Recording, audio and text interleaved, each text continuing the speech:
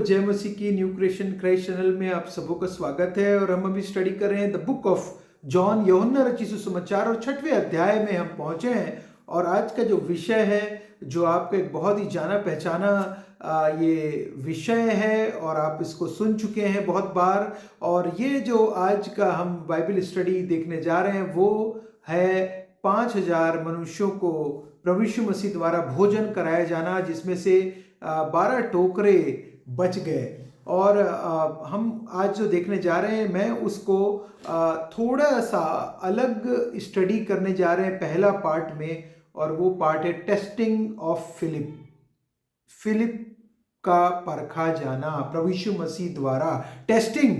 और मैं ये बात सोच रहा था कि किस प्रकार से टेस्टिंग जो है हमारे जीवन में भी कैसे प्रभु चाहते हैं कि हमारा विश्वास बढ़ाने के लिए हमको टेस्ट करते रहते हैं। और आज देखते हैं कि अपने चेलों में से 12 चेलों में से एक फिलिप को कैसे टेस्ट करते हैं प्रभु यीशु मसीह, हम देखते हैं।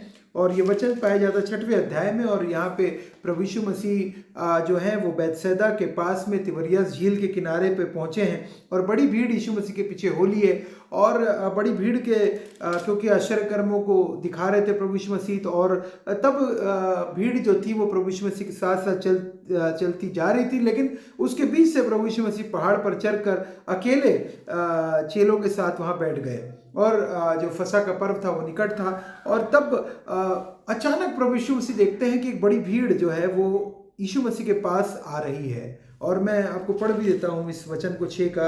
इन बातों के बाद यीशु गलील की झील के अर्थात तिबरियस की झील के पार गया, और एक बड़ी भीड़ उसके पीछे हो ली, क्योंकि जो आश्चर्य कर्म वह बीमारों पर दिखाता था वे उनको देखते थे। तब यीशु पहाड़ पर चढ़ के अपने चेलों के साथ वहां बैठ गया। और यहूदियों के फसह का पर्व निकट था। जब यीशु ने अपनी आंखें उठाकर एक बड़ी भीड़ को अपने पास आते देखा तो फिलिप्पुस से कहा। बड़ी भीड़ देख ली यीशु मसीह ने दूर से पहाड़ से। और आप भी जब बिल्डिंग की 6वीं 5वीं मंजिले पे पहुंचते हैं तो आपको बहुत दूर दूर तक का नज़ारा दिखाई देता है। उसी प्रकार से यीशु मसीह उस नज़ारे को देख रहे हैं कि भीड़ आ रही है उनकी तरफ, क्योंकि उनको पता चल गया था यीशु मसीह कौन से पहाड़ पर गए हैं। और वो खुजते हुए यीशु मसीह को पहुंच रहे हैं। और यहाँ पे यीशु मसीह उन भीड़ को देखकर फिलिप्पुस से कहते हैं, हम इनके भोजन के लिए कहाँ से रोटी मोल लाएं?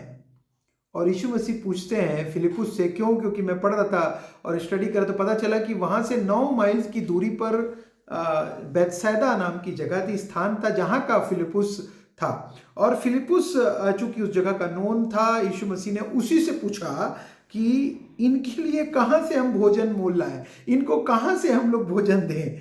उसने यह बात, और वचन कह रहा है प्रभु यीशु मसीह ने वो बात उसे परखने के लिए, उसको टेस्ट करने के लिए ये बात कही थी।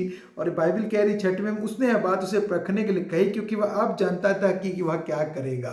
और प्रभु यीशु मसीह को पता था सॉल्यूशन क्या है, उन भीड़ को कैसे खिलाना है। लेकिन प्रभु यीशु मसीह पूछते हैं फिलिप्पुस से, और फिलिप्पुस का जवाब आता है 7वें में। फिलिप्पुस ने उसको उत्तर दिया, 200 दिनार की रोटी भी इनके लिए पूरी ना होगी कि उनमें से हर एक को थोड़ी थोड़ी मिल जाए।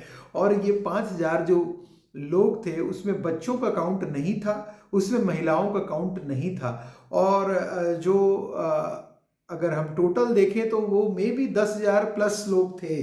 और यहाँ पे फिलिप्पुस अपने दिमाग से उत्तर दे रहा है, अपने दिमाग से ये उत्तर दे रहा है कि 8 मंथ्स से ज़्यादा की अगर रोज़ी जो है वो भी अगर हम लोग लगा दें, साल भर की मेहनत समझ लीजिए आप, साल भर की इनकम मान लेते हैं 5 लाख रुपए होती है, तो 5 लाख रुपए इनकम भी अगर लगा दें तो भी लोगों को थोड़ी थोड़ी ही मिल पाएगी, ऐसा कह रहा है फिलिप्पुस। और ये बात जो है वो अपनी बुद्धि का सहारा लेकर कह रहा है, और वो कंसल्टेंट के रूप में ये बात कह रहा है, और वो ह्यूमन अंडरस्टैंडिंग के हिसाब से इस बात को कैलकुलेशन करके बता रहा है, इतना इतना लगभग अप्रोक्सीमेट, हम लोग अप्रोक्सीमेट लेके चलते हैं। और वो ये नहीं देख रहा है कि पूछने वाला कौन है जो उससे ये बात पूछ रहा है और वो किससे बात कर रहा है। भूल गया, वो भूल गया कि मैं प्रभु यीशु मसीह से मेरी बातचीत हो रही है और मैं प्रभु यीशु मसीह के साथ साथ चल रहा हूं और प्रभु यीशु मसीह मेरे सामने खड़े होकर पूछ रहे हैं क्या सॉल्यूशन है फिलिपुस, और फिलिपुस कैलकुलेशन करके प्रभु यीशु मसीह को बता रहा है इतना इतना लगेगा। बहुत ही इंटरेस्टिंग और बहुत ही मजेदार कन्वर्सेशन है और यीशु मसीह को सब पता है, उसके बाद भी उससे पूछ रहे हैं। आज आपके और मेरे से भी प्रभु यीशु मसीह यही क्वेश्चन करते हैं, क्योंकि हमारी लिमिटेशंस जो है, हम भी अपने टेस्टिंग, क्या आप और मैं अपने टेस्टिंग के समय, हम अपने टेस्टिंग, जब हमारी परीक्षा होती है और हम परखे जाते हैं, जब हमारी परखे जाने के समय, क्या हम लोगों को ह्यूमन लिमिटेशन हमको लगता है कि असंभव है। हम ह्यूमन थिंकिंग और एक्सपर्ट्स के व्यू पे जाते हैं, एक्सपर्ट के व्यू बोलते हैं, एक्सपर्ट ये बोलता है। अभी आज की डेट पे तो आपके पास LLMs है और AI है, आर्टिफिशियल इंटेलिजेंस है, तो आपको आंसर सब चीज़ों को तुरंत देते जाती है। आप उसके पास जाते हैं, कौन सा AI बेस्ट आंसर देगा। 4-4, 5-5, 7-7 आर्टिफिशियल इंटेलिजेंस के लैंग्वेजेस, लॉन्ग लैंग्वेजेस हैं, वो वहाँ से आंसर लेने की कोशिश करते हैं। हम लोग साइंस का सहारा लेने की कोशिश करते हैं। हम लोग अलग अलग व्यूज, ओपिनियंस, पोल की व्यवस्था लेने की सहायता लेने चाहते हैं, ओपिनियन पोल की। साथ ही हम human thinking, consultant, expert, architects, engineer, सारे के व्यूज, परफेक्शनिस्ट लोगों के, उस क्षेत्र के स्पेशलिस्ट की व्यू लेने की कोशिश करते हैं। याद रखिएगा, इन सब की कोशिशें के ऊपर जहाँ से हमारी कोशिशें बंद होती मानव की, वहाँ से परमेश्वर का कार्य प्रारंभ होता है, वहाँ से स्टार्ट होता है। परमेश्वर के ऊपर विश्वास रखने का प्रारंभ होता है, जब सारे ह्यूमन लिमिटेशन को चरणों पर रख दे प्रभु यीशु मसीह के। आपकी समस्या को, आपकी परेशानी को, आपकी दिक्कतों को जो आप देख रहे हैं किसी और रूप से, प्रभु यीशु मसीह किसी और रूप में उसका सॉल्यूशन उनके पास है ऑलरेडी। ऐसा कोई आंसर नहीं है जिसका सॉल्यूशन परमेश्वर के पास ना हो। सारी हर बात का सॉल्यूशन प्रभु यीशु मसीह के पास है। आपको लगता है कि सॉल्यूशन खत्म हो गया है, कोई सॉल्यूशन नहीं बचा है, ये अंतिम सॉल्यूशन था जो खत्म हो चुका है, अब मेरे पास कुछ भी नहीं है, अब तो मैं जीरो हो चुका हूं, खत्म हो चुका है सब कुछ।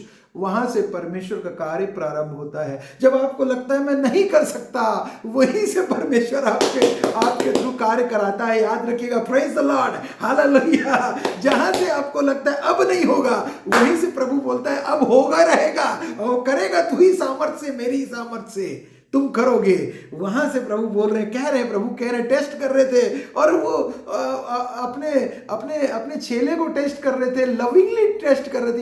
ये लव का टेस्ट था, लविंगली टेस्ट कर रहे हैं प्रभु यीशु मसीह। उनका इंटेंशन था कि विश्वास बढ़ाने का इंटेंशन था, उसको तकलीफ देने का इंटेंशन प्रभु का नहीं था। उसका विश्वास बढ़ाने के लिए प्रभु यीशु मसीह फिलिपुस से ही ये क्वेश्चन का आंसर चाह रहे थे, और वो आंसर उसने दिया, और बहुत बखूबी आंसर दिया है, अप्रोक्सीमेट कैलकुलेट करके।